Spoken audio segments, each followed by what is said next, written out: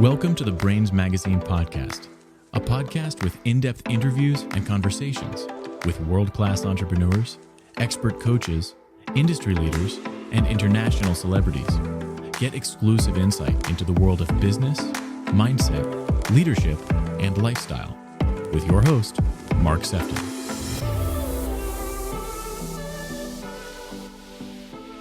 Want to welcome you to the next episode of the Brainz Magazine podcast. And today we have the privilege of speaking with Maz Dela Cerna. Now, Maz is an author. She's also a breathwork facilitator, a Reiki master, an energy healer and coach, and the founder of Phoenix Rising Collection. I think, Maz, it's one of those where what haven't you done? What are you not doing? Anything that comes to personal development and healing, I'm doing. I found that, I've interviewed thousands of people, and so often there's typically an experience one day where one of us will have a breakthrough or some healing or an experience which we then go through, and then that shapes and focuses us on what it is that we want to do with others. Is that very much the same for you? Are you in the business of healing and personal development because you had to heal and because you've been on this personal development journey? Most definitely. I've had quite a traumatic upbringing and childhood. So I guess like with most people that have a passion in helping others, it starts because we've experienced that pain, which inspires us to help ourselves and then help others, right? What I find interesting, Maz, is the fact that, we know that unfortunately, sometimes people that are victims of certain suffering then go on to create that pain for somebody else. Or they do the healing and actually they become empathetic and they're on a quest to actually prevent people from going through what they went through. What do you feel goes on in the mind of somebody who takes the path where the abused becomes the abuser, or they become like the healer and somebody who actually wants to do good? Well, most adults are wounded children walking around in adult bodies, and we're always projecting to each other, right? And a lot of people aren't actually aware of their projections from unhealed pain and trauma. Yeah. And people will usually go one or two ways. And as you said, they're either going to go project, and this was done to me. And so they'll start embodying what they seen in their environments, what they experience for themselves, and embodying that behavior and then projecting that onto others because they've got so much unhealed anger and frustration and pain. They're taking it out on others, right? Whereas the other lot of people turn around, say, and become the people that are like, I never want anyone else to feel that same pain. I will never do that to anyone. And then there's a small minority of that turn around and say, I can't stand having another person go through this of what I've been going through. And I want to help at least one person, someone else through this because I can't stand it. And when we come to your journey, was it the weight of your own trauma that led you to drug addiction, abuse, and weight gain? Was it the pain of your own experience that pushed you down an avenue that you then had to work through? Most definitely. I know at 14, I was living on the streets and sleeping on park benches and places like that. And then from there is when I met the wrong people and, got into drugs and everything else, which then stemmed into me getting into a cycle of very toxic relationships and all the other stuff, abusing my body, abusing my soul, and doing all that. And it was trauma. I do understand many people that have gone through similar things than me go the other way. Like I'm very lucky and blessed to be where I'm at now. It could have gone so different, right? But I guess there comes a point where when you've experienced so much trauma and so much heartache and so much pain, like you either want to give up, which I wanted to many times, I wanted to take my life, or you're just like something needs to change. And that's when I went on the journey of starting to look within and recognize and find out, why is all this stuff happening to me? And I felt like a victim in life. I honestly did in the past. Do you feel like you're just lucky, or do you feel like there's something there? Like I just watched this week Back to Black, which is about Amy Winehouse. I don't know if you've seen it, but a film about her, and obviously super talented. Obviously was highly addicted to alcohol, and fundamentally, it took her life. Like, what made you not go down that road of where it ended in death? I'm definitely would not say that was luck. And I was luck, but there was, I think, maybe actually, I could maybe say lucky, because there's been quite a few moments where supernatural things have happened in the moments that I wanted to take my life.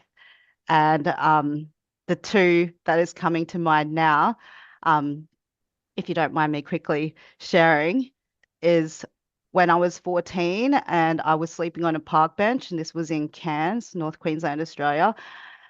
And I just remember being so alone, and just so alone. And I just felt like, what is the point of all this? And there was just this voice.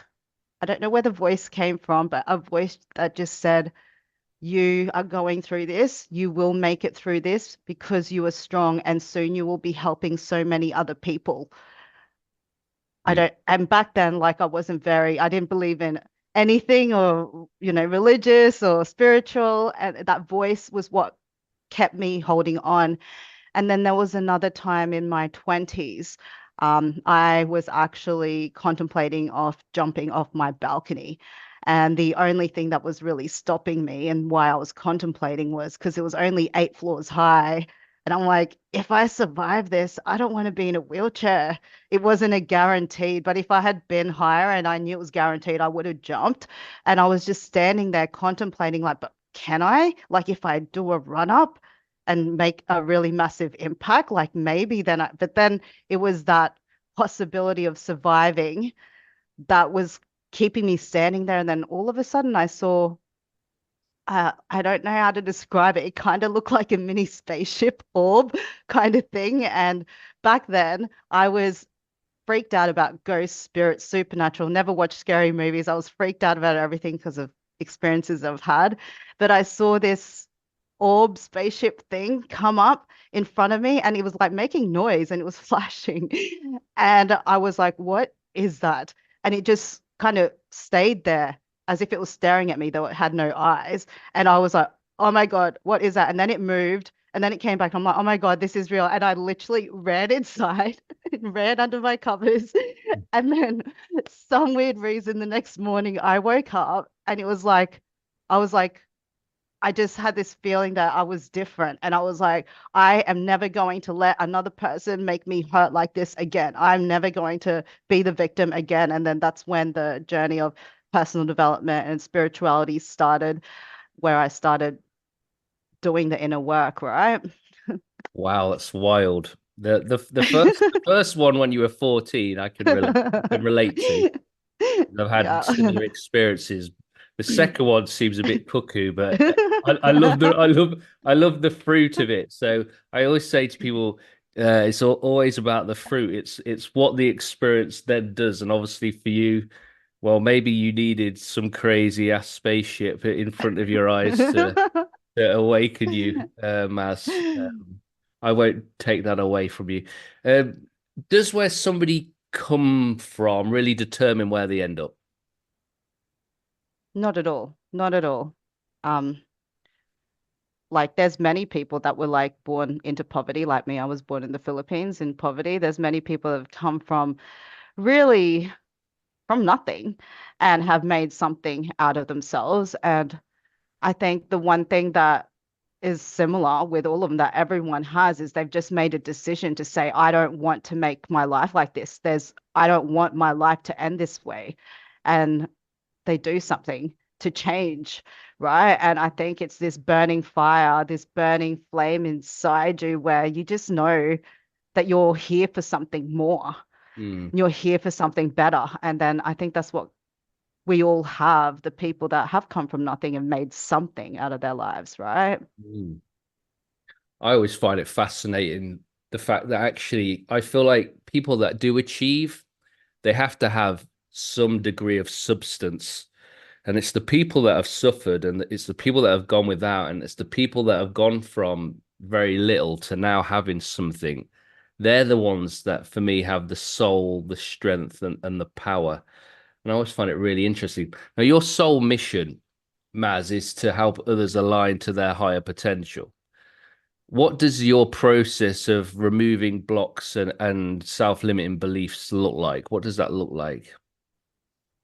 Well, basically, what I've found after my last toxic relationship, because I have a book about that, I found that kind of triggered a deeper spiritual awakening where I had my gifts start coming online. And I believe we all, as humans, have gifts. Um, some have a bit more developed than others. And from there, I started to really sense energies and like knowing things, feeling things, sensing things, seeing things, hearing things, all sorts of things. And then once that kind of settled in, and I recognized the gifts that I had, um, when I was working with people, when I do work with people, I'm working with not only just their conscious mind, because I used to be a mindset coach and that kind of transitioned into being known as an energy healer. And then not only working on their conscious mind, I'm also working with their subconscious mind and on their energy, and working on all three simultaneously has been able to bring profound shifts. And I found now I've been able to sense where the stored trauma is, because everything's made of energy, right? Quantum physics has proven that. And so when we have suppressed pain and trauma, that stores in our physical bodies, and later will manifest into physical pain, illness, disease, the sabotaging voice in our head, or all sorts of things. And I recognized that I could actually sense where it was, or I'd know where it is, or I could feel it. And I was able to help like remove that from their body after we'd work on their conscious and their subconscious, and then also on their energy. And by doing this process, it actually brought like I've the testimonials I've got from people are like, yeah, the people quantum leap very, very quickly, like changed their lives really, really quickly, recovered from diseases and illnesses of all sorts. Like people shift really quickly that because I don't do one-on-one anymore, when I was doing one-on-one, I was booked out like 6 months in advance. And it just got a lot. And I think that's why now I'm moving into now teaching others, and I've started teaching other people that are here to be of service exactly what I do. And even from now, their clients are having profound shifts. Yeah, so I don't have, well, the name I have for it is the Phoenix Ascension Method, because it wasn't something I studied or was taught. So I kind of just created that. But that's kind of what it looks like, if that makes sense. Mm-hmm. Yeah, it does. Now, you mentioned about the subconscious. How do we go about digging into our subconscious with regards to patterns and behaviors? How do we do that? We do all sorts of modalities and ways that we can either go into like a kind of hypnosis or a deep meditation, breath work. Breath work is amazing for that, for people that do get into their heads a lot. Um, and the more open the client is on that journey, the more we explore. And with how I work, I actually work with a lot of the spirit team. I don't know if you find that a bit cuckoo or woo-woo, but I work with spirit and with ascended masters and archangels, and being able to connect with them they actually, if I can get the client at a high enough vibration to be able to connect with them, they actually do a lot of that work for them and show them things and tell them things and give them downloads and give them insights. So they do a lot of that work. So it's not actually just me helping them with the subconscious. I'm just facilitating that. Okay. Now you mentioned about breath work, and I'm right with you in terms of everything is about energy. How has breath work and energy healing impacted your own life?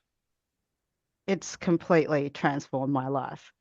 Like completely transformed. Like since I started getting into energy healing and breath work, from that shift, like in in my vision board from I had like created 7 years beforehand, came in on the seventh year, like within that year when I first started doing breath work and energy healing. And then my second vision board came in the second year. And Mm, now I'm on my third vision board. And I don't know, it's just allowed me to really propel my life forward like it's done for so many others as well. mm, wonderful. How did you identify? Because you were talking a little bit about like the toxic relationships, and you've mentioned like your last relationship with toxic. You've wrote a book about it. Uh, how did you go about identifying and overcoming these toxic patterns? What have you done now that when you have a new relationship will ensure that you don't find yourself getting into that? Because a lot of people, they tend to end up dating the same sort of narcissistic men or Mm-hmm. women. Like, Yeah. how do we identify that and then make sure that we're not keep making the same mistake?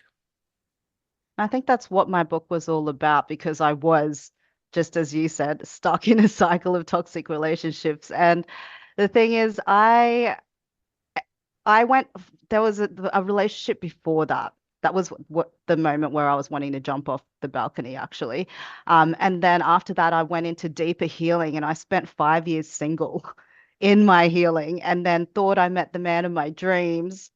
And then later on found out, oh my God, this is the same thing. And then it got very abusive um, right at the end. Um, and then that's when I was like, I'd done so much healing. What is going on? What is going on? And then I had to go deeper. And in saying that, I wasn't the typical of what most people do in terms of seeing therapists and counselors and all of that. I had a bit of a different experience. As I said, that breakup kind of triggered my spiritual awakening of my gifts. And at that time, like I was very lucky and had like ascended masters. I had the divine helping me through my healing and showing me my patterns and showing me. And this was not at a time I didn't even know about breath work at that point. I went through a big period of, well, months of just getting all these insights and downloads because I was always meditating and connecting and asking for help. And I think that's how I uncovered all these things. And my coaching program is created based on how they showed me, if that Mm, makes sense. mm, it does. Self-leadership is something that I love and I'm big into myself, Maz. Overcoming ourselves is often a big challenge and also a big opportunity. But what practices have helped you be able to really work on your own self-mastery? Breath work, definitely. Mm. Energy healing, a lot of meditation. I have sat in like ceremonies before with ayahuasca. Um, Is that the Also, frog I stuff? have Is that the frog stuff? no, no, that's Is that Cambo. the I haven't mushroom? done that. Is that the mushroom? No, Oh, is it not? no. I thought ayahuasca was some kind of plant. It is a It plant. is a It's plant. not a frog though. What's that then? I haven't What? tried Cambo. Yeah, I haven't tried that one. Okay. And I've done that, and I have seen other healers. It's just in my 20s, I had seen therapists and all that stuff, psychologist, and it just didn't work. Like they didn't understand me. I felt frustrated because they didn't understand my pain. They didn't know. And so at that point in my healing journey where I had the Ascended Masters and all my guides and everyone else helping me out, I was looking for alternatives, not the way mainstream goes, should I say. So yeah. Yeah, so I think, breath work is something that obviously it regulates the nervous system, doesn't it? And brings us back to a place of being able to center ourselves. And I think that is really important when it comes to, getting out of our own way, because so often we just get overwhelmed with and triggered by past experience, that it's so important that we take ourselves into being centered. Definitely, definitely. What are some of the new modalities that you are now teaching to others? Because I know it's something that you're always evolving and always looking to add to your own offering and working with people. What are some of those things? Well, the modality that I'm now teaching is the one that I had created. I'd actually channeled, and I've called it the Phoenix Ascension. Mhm. And I have started teaching people that I actually recently just yesterday posted a video about how I met a girl when I was traveling and in 2 minutes helped remove dengue fever from her. And she was sick 2 minutes beforehand, and all of a sudden she was glowing and happy and bright. And she was actually really skeptical too, but she was feeling so horrible that she was up for anything when I asked for permission. And I just shared that video on Instagram, but I realized I could actually teach this. It wasn't like I was special. Mm. Like I was lucky enough to know that I could do this, but what I found is I've been able to teach this with others to being able to sense and remove these energies and be able to coach people. So the Phoenix Ascension is a mixture of Reiki, breath work, and that energy healing that I've just mentioned, being able to help remove the low vibrational energy in the physical body. So it's a mixture of all of that and also coaching with their conscious mind and their subconscious, but it's really, really powerful. So it's a mixture of everything that I myself have experienced and what has helped me personally. And yeah, now it's called the Phoenix Ascension. Now you talk about like removing like low energy and vibration from people's physical body. What does that look like? Is it things that you're saying? No, I use my hands, and it doesn't matter even if they're on the other side of the world. We can do it over because everything's energy, everything is Yeah, connected, yeah. right? You just need that intention. I use my hands, um, and then sometimes I can actually look at people and do it just by looking. But I mainly use my hands to help remove that. What I've now found now with clients that I've worked with a little bit longer is I've been able to start teaching them to be able to remove it themselves. So I Okay. just guide them through that process and then they're able to do that. Okay. But I don't actually touch anyone, if that makes sense. No, I yeah, it don't makes touch sense. anyone. It makes sense. Especially when you think about energy that isn't tangible, it's just a presence. Yeah. Hmm. Um, how do we then become as whatever we want to be? How do we really make this all kind of make sense and move forward? You obviously had a life of struggle and pain and trauma and abuse, and then identified, the fact that you needed healing, and you've used these different modalities yourself, and now you're using them to help others. How do we then become whatever we want to be? I think when you get to a point where you decide, you just have to decide that you want better, that you're done with being stuck in cycles, that you're done feeling the victim of life. You're done for like horrible things always having to happen to you and struggling through life. When you get to that moment where you're literally, I'm done. And they're like, because you've experienced so much pain, there's nothing else to lose. So why not just try to go for the life that you want, the life that you deserve? Because you really have nothing to lose but to try, right? So when you get to that moment, magic happens. When you get there energetically, it's like the whole universe responds to that.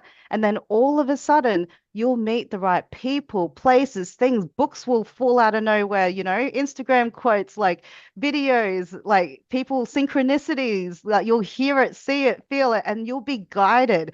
They'll guide you to the right mentor, healer, coach, therapist if you need to do that. They'll guide you to the right event or circle, read the right book, whatever it is. But that's how the journey starts. It's you need to wholeheartedly be like, I'm ready for more. I'm Mm, ready for more. And the universe responds really quickly. mm. We only have a few moments left, Maz. I always think that it's important just to have a little bit of time, a couple of minutes, just to give space for anything that you really want to share, maybe intuitively, or emphasize something that maybe we've talked about already, or maybe share something that we haven't touched on that you really feel is important for people to hear. If there's anyone out there right now that feels like, is this how life has to be? Or you feel really, really numb. And it doesn't matter if it's crazy trauma or anything, but if you just have this emptiness where you just feel like you're just doing the motions day in, day out, know that life isn't supposed to be this way. Life is meant to be enjoyed. And the thing is, we all have an intuition. We can all connect to our higher selves, and we all have that connection. It's just dependent on whether we want to listen to that. And all of us, if you're in that spot, you will be hearing a voice in your mind, a nudge in your soul telling you to do something, telling you to leave something, telling you to end something, or telling you to go somewhere or start something. I encourage you to listen to that nudge and then listen to the next one, and then the next one, and then the next one. And you will watch your life quickly change very, very quickly right before your eyes. Mm. I think the key there is the fact that you have to take action, but it's when you become really attuned to your own intuition and you honor that intuition by giving it a place to be heard, and then also trusting it. And every time we trust it, it becomes clearer, it becomes stronger. That's really like Definitely. beautiful, isn't it? Mm-hmm. It is. So, Maz, how do people find out more about you? How do they find out about Phoenix Rising? And all the good stuff that helps them really go deeper based on the things they may have heard today. My website is mazdelacerna.com. My Instagram is Lil Miss Maz, Lal Miss Maz, and YouTube Phoenix Rising Collective. Amazing. I've really enjoyed just this time with you, Maz. It's always beautiful to just sit down for 30 minutes or so and find out a little bit about somebody's story, but also what they're doing in the world for the greater good of humanity. So thank you. Thank you so much for having me. It's an honor. Thank you for joining this episode with me, Mark Sefton. I hope you've really enjoyed it. Feel free to leave us a positive review on iTunes, and I look forward to welcoming you back to the next episode of the Brainz Magazine podcast.